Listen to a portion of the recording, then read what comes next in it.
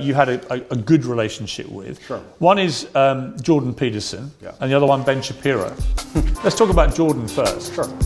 You've had a bit of a to and fro with him, but what is your view of him? I think Jordan and I actually agree on many issues. I think the enemy of my enemy is my friend. I think we have a lot more in common than we have that we disagree on. We have different views of the world on certain things. I think we approach him from different places. He's far more in his mind, whereas I live in more in a physical realm than he does.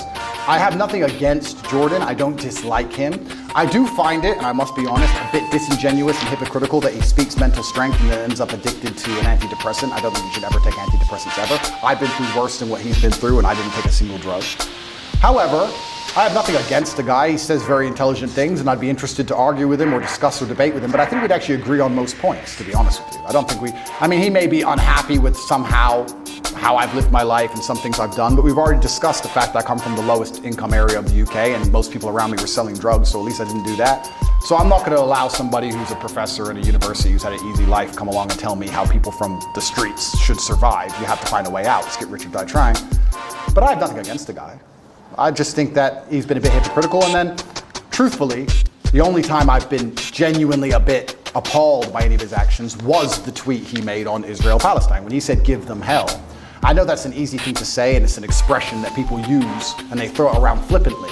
But I think when you actually wish hell upon other human beings, I think it's a disgusting thing to do, because hell is that 15-year-old girl with no legs and her parents were dead. Well, hell and is... you see her crying her eyes out, begging to die.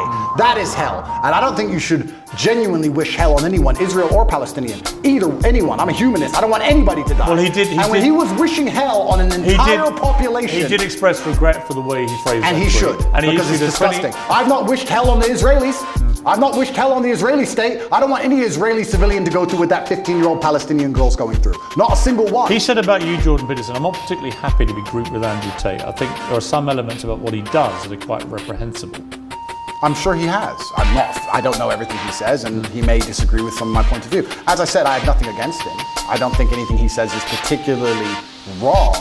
I think that he's hypocritical because of the antidepressant problem, and I think that the fact he wishes hell on other humans because he gets emotionally involved in a conflict, which within 2 minutes of it sparking off, he's wishing genocide. I think that says a lot about his personality. But overall, when he speaks at length, a lot of the things he says are pretty well thought through and pretty constructive. I have nothing against the guy.